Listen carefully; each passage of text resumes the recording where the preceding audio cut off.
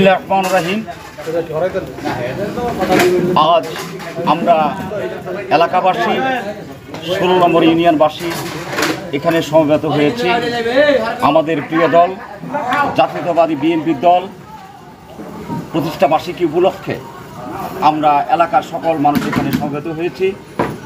আমার আজকের এই দিনে শুধু একটি কথাই বলবো, অনেক কথা বলার ছিল, কথা বলতে সময়ের প্রয়োজন। আমি বলবো আমাদের এই প্রতিষ্ঠা বার্ষিকী উপলক্ষে বিএনপির জন্ম কেন হয়েছে? গণতন্ত্রকে উদ্ধার করার জন্য, গণতন্ত্রকে প্রসিদ্ধ করার জন্য, গণতন্ত্রকে সমৃদ্ধি করার জন্য, দেশকে এগিয়ে নেওয়ার জন্য।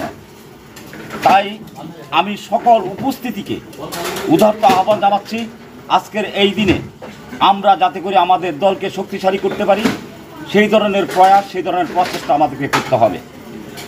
সবচেয়ে বিশেষ কথা হচ্ছে আমাদের এই ফরিদগঞ্জের সাবেক এমপি লায়ন হারুন রশিদ সাহেব ইনশাল্লাহ আগামী দিনও দানের শীষের প্রতীক বাহক হয়ে আমাদের এই ফরিদগঞ্জের মাটিতে আসবেন। তিনি এই ফরিদগঞ্জের মাটি ও মানুষের নেতা, কর্মী বান্ধব নেতা। উনি নিজ উদ্যোগে অনেক কাজ করেছেন। অতএব আমাদের প্রত্যাশা ইনশাল্লাহ আমাদের লায়ন হারুন রশিদ সাহেব নমিনেশন পাবেন এবং আমরা ফরিদগঞ্জবাসী তথা 16 নম্বর ইউনিয়নবাসী একত্রিত হয়ে যেইভাবে হোক আমরা দানের শীষকে জয় করে আমাদের লায়ন হারুন রশিদ এমপিকে সংসদে প্রেরণ করব ইনশাআল্লাহ। এই বলে আমি আমার আজকে এই বক্তব্য শেষ করছি এবং প্রতিষ্ঠা বার্ষিকীর সফলতা কামনা করছি।